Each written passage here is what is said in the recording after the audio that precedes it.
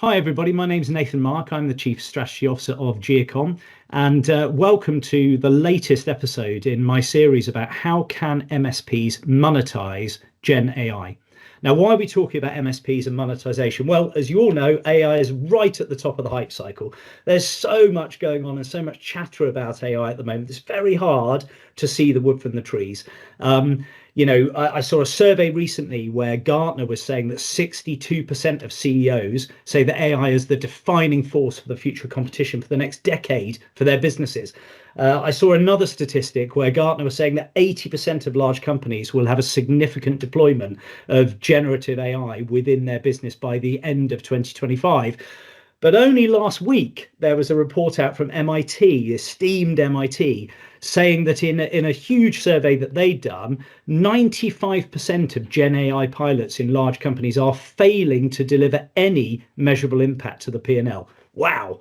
So, enterprises seem to be really jumping onto the bandwagon about Gen AI and implementing it, but so many of them are failing really badly when they're doing it, which is fascinating. So what does all this mean for little SMBs, for the customers that we serve, SMBs in the UK? And by implication, what does this mean for MSPs and for tech resellers and for the channel? Now, I don't know whether we'll have all the answers to this, but I'm absolutely delighted to be joined today by the Chief Technology Officer of Kascade, Barry Coombs. And Barry is hopefully going to give us some of his own experience about how Kascade as an MSP is looking to monetize this opportunity with his end customers. So welcome, Barry. Thank you ever so much for having me on this webinar. So I suppose a little bit around Kascade. So we are a Microsoft-centric MSP. We're very consultative in what we do, and I think that's going to play well into our conversations today all about AI. I wish I had all the answers.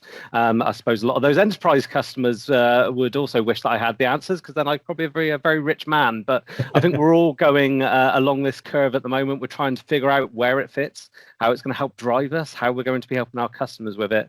And I think I've been involved in some really interesting conversations and been able to form an opinion. So really looking forward to the conversations today and seeing where we go.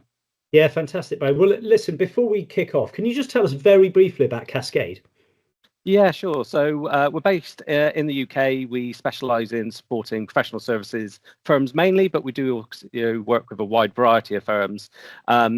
Typically, they will have an IT person, an IT team in place. So we're that extension of the team. We're the specialist, whether they're looking to acquire or merge businesses and need to bring the technology together, whether they're looking to do the next move to Azure or look at how they're refactoring their workloads, or whether they really need to kind of turn the notch up on their cybersecurity. We're there to help them. We're there as a long-term partner. We're not going to do a project and then run off into the distance. So that's us. We've got some fantastic customers, fantastic members of our team, and I'm certainly very lucky to be able to work here day in, day out. Brilliant. Thanks, Barry. So let's jump in immediately to those customers that you've just been talking about right now. Are your customers asking you about Gen AI? And what specifically are they asking you when you and your salespeople are out there talking to them? It depends on who the customer is, and we work with such a wide variety of organizations. We do have some very small customers, but we do have customers well over 1,000 users, and the maturity isn't always equal to the size. It depends who's in the business, who's got the vision. I was only in a meeting a couple of weeks ago where the managing director of the firm joined a decent-sized firm, and he had some very strong opinions about how they should be leveraging AI, but didn't have the clarity about maybe how they should be executing upon that. Or sometimes it's the IT director, the CIO, that has that vision. So it comes in a large amount of ways. As a Microsoft-centric partner, we've had a lot of discussions around Copilot in its various forms, but certainly Copilot for Microsoft 365. But then equally, how should people be considering it from a security? We've got both an opportunity and a risk when it comes with AI, and the answer is not try and lock it in a cupboard and hope it goes away. Shadow AI is the biggest thing that we've seen since Shadow IT became a thing. No longer can we kind of tell people not to do something and they will go away. Certainly if they can save themselves some time, produce a better output, and not always be lazier, but maybe do more with their time. But equally, we know some people are looking to be a little bit lazier and see if they can pump out their work a little bit quicker. Yeah, well, I mean, there are loads of stats flying around about this at the moment. And if you do any show of hands with a small business, you'll probably get the same. I think the stat that I saw was that 70% of employees in businesses are using ChatGPT, Grok, Claude, whatever they're using for their work as a form of shadow IT, which I just think is quite fascinating for employers. What's the risk, what's the security risk, that, but also they're obviously thinking that it's useful and it's Yeah. genuinely giving them a productivity edge. But that's something that these small businesses have to do something about, right? They can't be an ostrich and stick their head in the sand about it, because it's happening.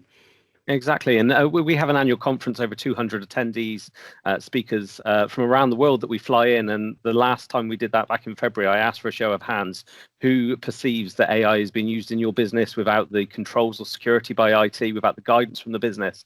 And I think 95% of the audience put their hand up.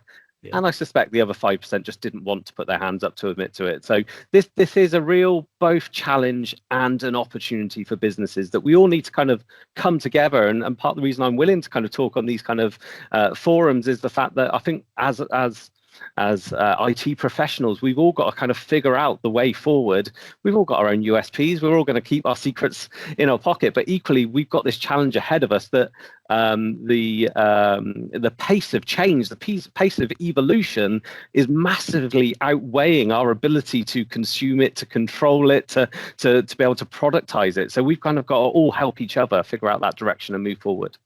So Barry, I am, of course, going to ask you to show a little bit of leg now, if you would. Of course. So what are you doing in response to this demand? So you've got customers asking you lots of different things about lots of different approaches. What are the proactive things that you have been doing to have conversations with customers and maybe to deploy stuff into customers? Talk a bit about that, if you can. Definitely. So I think the first point to me, this isn't a technology conversation. We do not need to do AI for AI's sake. Why are you doing it? Well, everyone's doing it. That's what we've got to do. We need to elevate our conversations as MSPs, as IT professionals, to business level conversations. We need to understand the businesses of our clients, of our customers. And we've been doing this for a long time of Kascade, where we specialize in Microsoft 365 adoption. And again, you don't do technology for technology's sake when you're trying to adopt a set of tools. They are a set of tools, and to use an analogy of my ex-colleague Anthony, you don't go to your shed, put your toolbox all out on the floor, find the first thing that you pick up, and then go look for some nails to hit because you picked up a hammer. And it's the same with AI. What makes the business special? What makes it money? Where are the pinch points? Where are the opportunities inside that business? So we've been doing kind of business discovery sessions for a long time, trying to go beyond the server room or the cloud-based applications and understand what really makes our clients tick from that perspective. One of the things that we did quite early on when Copilot for Microsoft 365 came out was our Art of the Possibles. We offer customized, sector-aligned Art of the Possible sessions to our clients free of charge, where we go and show them actually how these tools are being leveraged by their competitors in the real sense of the word. And that helps allow people to imagine what they could do without kind of looking at a set of features or looking at how it could be adopted in their business. It makes it real for them.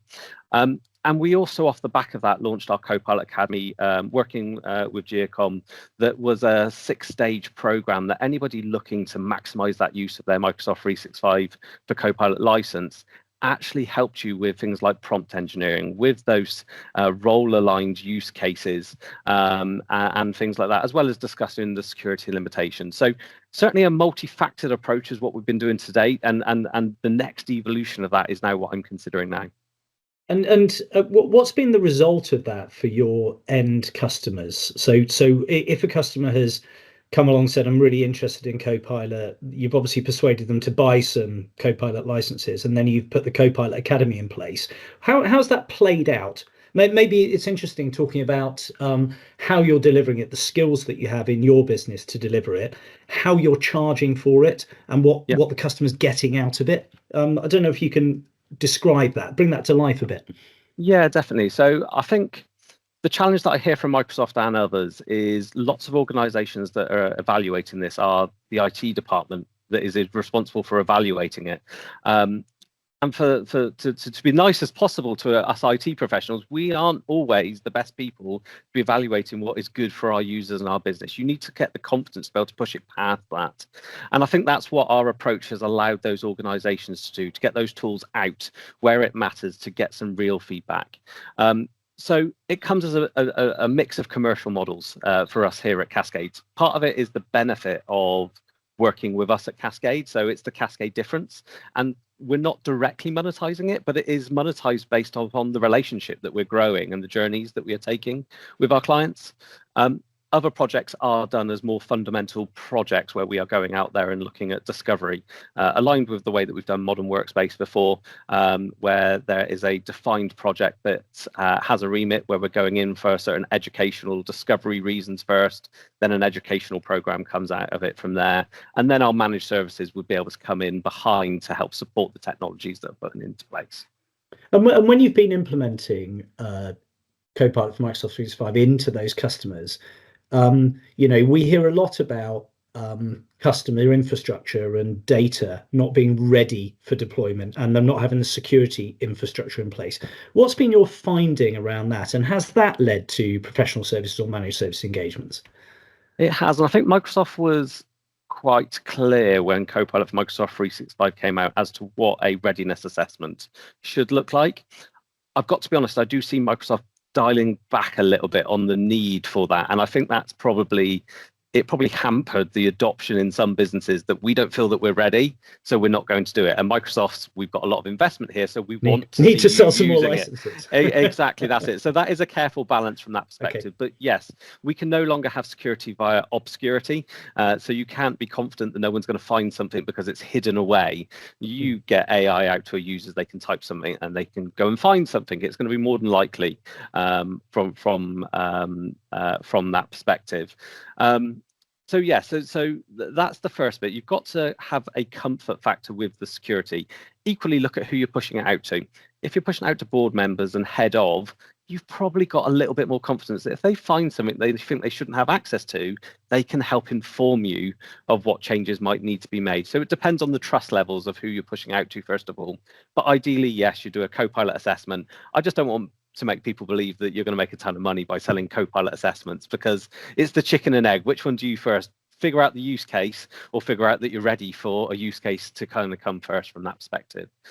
But the next point is where I think lots of organizations need to change and also consider, and it's, what is your data strategy? Where is the knowledge inside your organization? What are you doing to keep that data accurate and up to date? And where is the value inside that data inside your business? Agents inside Microsoft 365 for Copilot are where, for me, the magic gets released. Everybody can really benefit from the day-to-day data processing, but if you're able to point an agent at data that is valuable to your business, you can release inordinate amount of value to the people that would be consuming that agent. And that's where Microsoft's different licensing models will also come into play, because we've all been there. And I'm a techie, so don't take numbers from me, but let's say it's £30 per user per month for a Copilot for Microsoft 365 license. Oh, that's a lot of money. I will go back straight away and go, you'd have to save someone a lot of time for that not to be a lot of money, do you? But then when you're starting to look into agents and things like that, there's various different other licensing mechanisms that we can leverage that allow a business to kind of have a blended approach, whether it's Teams Premium, whether it's a full Copilot for Microsoft 365 license, or whether you can maybe leverage that pay-as-you-go licensing to access the value that was there. And that's a part of the way that we've rolled it out internally here at Kascade. Yeah, it makes sense. So you've talked there a bit about, the kind of standard deployment of Copilot is very much sort of focused on productivity type enhancements, recording teams and transcription and, writing documents for you in Word and creating PowerPoint presentations, and then helping the organization to deliver better promptathons, those sorts of things. But then you've come on to this issue of agents. And I think, so even I have built myself a couple of agents now, and I can definitely start to see the value of this. What I'm fascinated about is the extent to which you are actively going into your customers now, sitting alongside them and figuring out what type of agents would be useful for what types of business processes. Can you talk about that kind of next generation of kind of maturity in your customers around agentic? Definitely. So for me, And we're all on a journey. I don't want to pretend that I'm here and I'm living 2 years in advance of where anyone else is from that perspective. But for me, the agentic point is when you can start to maybe put a bit more trust in the AI. I think part of the concern is, and we've all dabbled with ChatGPT, we've all seen it hallucinate, where it makes up stuff because it's almost wanting to please the master from that perspective. You've asked it something, it's gone out there and found something that it feels is right and tied it all together. Now, when we start looking at real business use cases, we can't have that. If we're publishing something that we want our employees to trust, then we can't be sat there thinking, is this going to start hallucinating and making up stuff? So for me, that's where the agents and your ability to control and direct comes in. And you get onto those conversations very quickly with a customer. So if you have that business conversation, if you move away from AI sake conversation, you talk about their business, you talk about the jobs that people do, you talk about where there are pinch points inside the business, the challenges. That's where you can then find normally where an agent or where a data project would really help release a benefit for the business. I mean, you're working with vertical markets in particular that must be in this kind of first wave of opportunity for Gen AI and professional services. I mean, there are stories abound around accountancy and legal and how these are organizations that fundamentally are services organizations, and it's all about knowledge. And how can you harness that knowledge? Just talk to us a little bit about that. What's that conversation been like with those customers?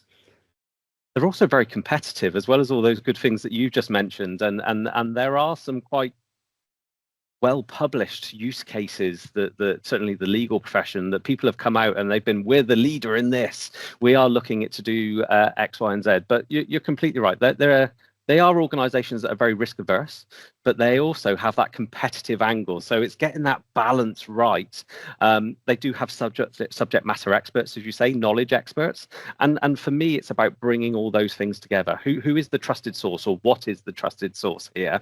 And how can we help them increase billable time? Or maybe we've got a whole conversation around, is billable time the right model in these industries moving forward? But increase the value they provide to their clients, but ultimately either reduce their costs or be able to scale further without increasing the costs at the same level that they may have done in the past. So it's a complex conversation, but it goes into knowing your client, knowing your customer, knowing what makes them tick, knowing what allows them to make profit, that makes them successful, and bringing that all together where AI can help. It sounds like, I mean, to overall kind of summarize your approach to this, your approach to it is, you've taken time to get to know about AI tools, AI services, how they can be deployed. You're understanding your customers, really trying to get under the skin of the customer, and you're positioning yourself not arrogantly, but a little bit ahead of them in terms of your understanding of this, so you can then help to strategically partner with them as Correct. this kind of market evolves. Yeah. So but that sounds like that's been a really good positioning for Kascade, because it's differentiating you from your competition and helping you to be seen as providing something of real value to your customer. Definitely. It's not about tech for tech's sake. It goes back to that point about being almost a business consultant alongside understanding the technology, understanding the AI.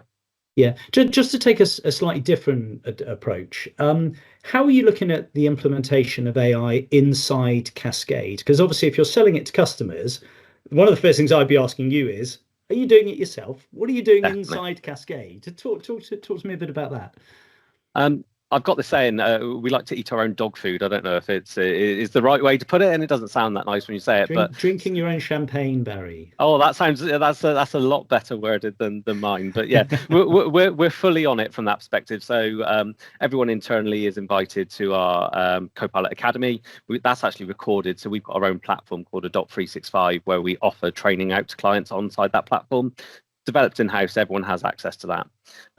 Our Microsoft certified trainer internally actually developed a number of agents very quickly when the features were available inside Studio that we now consume on a regular basis. And I won't give all the secret sauce away, but we've got the HR one, the one that, because Jen, our CPO, does such a fantastic job of writing our policies very clearly, very concisely. It's very easy to push an agent at that then we can trust the answers that come back. But equally, we put a lot of time and effort into building out our products and our services to make sure there are clear explanations. But it's all in SharePoint. But sometimes it could be a step too far for someone to go and find every single answer to them. And typically in my part of the business, my pre-sales team spend a lot of time just those ad hoc queries. What's included in this service? What is the right thing for this customer? And we've actually built an agent around the catalogue of data that we've got for our services, that any of the sales professionals or anyone else in the business that needs to know about one of our services can go and ask it in real language. Don't have to kind of prompt it in a certain way, to be able to get clear definitions as to what is included, all the way down to terms and conditions if you should need to kind of look at the nuts and bolts of what's going on. So that's the core of what we've implemented. But equally, as much as I would expect any of our clients to do, AI does not end with Microsoft 365. So you do that full approach. So from beginning of the customer journey to the end of the customer journey, where can we add value with AI? And for me and other directors like David, our COO in the organization, where AI really adds value is, can we spend some more time talking to the client directly, talking to the users we're supporting directly, because AI is making our life easier somewhere else. This isn't about kind of cutting things down, getting AI to do the job for us and being able to kind of sit here making tons more profit because we're doing it, although we all want to be profitable. It's about building better client relations and releasing that time to deliver a better service to our customers. Oh, that's really interesting. I get the feeling I'm touching now on the stuff that you won't tell me about. But it sounds like that work that you've done internally. I love the idea of, natural language query. Basically, tell me everything that I need to know about this customer. Sounds really interesting. And then diving into your RMM and your CRM and pulling the information and the ticketing information and pulling all that together for the customer internally, you could absolutely see how the next phase of that usefully would be to expose that to the customer for self-service, and so that they can help themselves to all of this information, right? Because you have the knowledge, and what the AI is doing there is usefully joining it together and making it make sense to them. Definitely. It's a world of opportunity when you start digging into it, when you understand what your real purpose is and what you can go and do. We're looking at a variety of use cases, all the way from marketing and improving our campaigns and relevance to our clients for sales, from that perspective, but very much, customer experience from that perspective. And we've got a strong roadmap internally that we're looking to build out. As per many MSPs, we use a variety of different tooling internally, looking at ways that we can unify the tooling, unify customer experience, and AI is undoubtedly going to have part of that. Brilliant. Well, listen. Last quick question for me, Barry. What does the future hold? I mean, this is a very dangerous question to ask, given that every week I read something new and something changes. But how are you thinking about that in terms of Kascade, and how will you position yourselves, yourselves as a business moving forward? How does sort of Gen AI play into that overall positioning for you as a company? So for me, I'm not looking to create an AI specialist here. That's not what we do. However, AI will play an important part in the future of every business moving forward. And I think as MSPs, we've got to consider what we do, how we differentiate ourselves, and how AI is going to affect our businesses. It's easier now than ever before for a user that's a little bit tech savvy to ask any form of AI, I've got this problem, how can you help me solve it? And all the tools that are available to help and support people will evolve as time goes by. So for me, as things change, what won't change is businesses are businesses. They have a specific set of goals that they're looking to achieve, and technology is there to help and support them. So as we evolve, it's making sure that we stay relevant in that process. It doesn't have to be around turning the computer off and on again to fix a problem. It's about backing up this piece of data, about moving this thing to the cloud. If we are able to help customers where technology intercepts their business, it then gets really interesting from that perspective. So that's for me where I would like to see Kascade maturing. We're already well set, as I say. We've been a training company for over 20 years. We have in-house skill from that perspective. We have business consultants from that perspective. It's about moving away from the nuts and bolts and considering actually where you can really add value, where business intersects down with that technology. Oh, I think that's a great way to end it, Barry, with a great bit of wisdom there about, this technology is streaming ahead so quickly, and you can get very distracted thinking about what might happen in the future, but actually your focus is, how can I be a better and better strategic partner, keep listening to my customers, stay close to them, and through that you'll create a better and better and better business, right? Yeah, no, I completely agree. Yeah. Fantastic. Great to speak to you today, Barry. Thanks so much for giving us your time and your insight. I'm sure the other partners that watch this webinar will find that really useful. So huge thank you for me. Thank you very much for having me. Nice to speak, Nathan. Cheers, Barry. Cheers, bye.